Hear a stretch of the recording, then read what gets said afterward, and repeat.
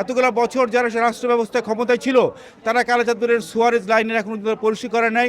BNP সরকার ইনশাল্লাহ ক্ষমতায় আসলে সরকার গঠন করলে এই সমস্ত সমস্যার সমাধানগুলা ইনশাল্লাহ বিএনপি সরকার করবে। এবং আপনার তরুণরাই হচ্ছে বিএনপির শক্তি, তারুণ্যের শক্তি হচ্ছে বিএনপির শক্তি।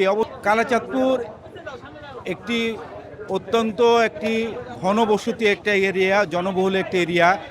কালাচাঁদপুর গুলশান থানার অন্তর্গত 18 নম্বর ওয়ার্ডের একটি ঘনবসতি এরিয়া। এবং জানেন যে কালাচাঁদপুর হচ্ছে একটি ঢাকা শহরের একটি মডেল এলাকা হিসেবে বিবেচিত, কারণ এখানে বিভিন্ন বৌদ্ধ সম্প্রদায়ের মানুষ, গারো সম্প্রদায়ের মানুষ, বিভিন্ন আদি উপজাতি, খ্রিস্টান সম্প্রদায়, সব ধরনের মানুষের একটা এখানে বসবাস আছে।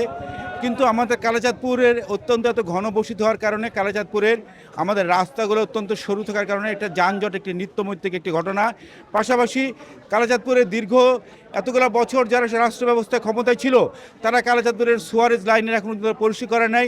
একটু বৃষ্টি হলে হাঁটু সমান পানি থাকে কালাচাঁদপুরের রাস্তাগুলোতে। এবং সবচেয়ে দুঃখ পরিতাপের বিষয়, কালাচাঁদপুর হচ্ছে একটি মধ্যবিত্ত এরিয়ার একটি এলাকা। কালাচাঁদপুর 18 নম্বর ওয়ার্ডের প্রায় 60,000 লোক বসবাস করে। এখানে আমাদের কোনো কমিউনিটি সেন্টার নাই। আমাদের দেখা গেছে এখানে বিয়ের অনুষ্ঠান সহ অন্যান্য সামাজিক অনুষ্ঠানের জন্য আমাদের পার্শ্ববর্তী থানায় যেতে হয়, পার্শ্ববর্তী এলাকায় যেতে হয়।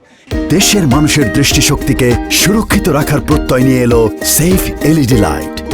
কিন্তু এত ঘনবসতিত একটা এলাকা, 60,000 লোক এখানে বসবাস করে, এখানে আমাদের কোনো একটা কমিউনিটি সেন্টার একটা মানুষের একটা সাধারণ মানুষের একটা দাবি হয়ে উঠেছে।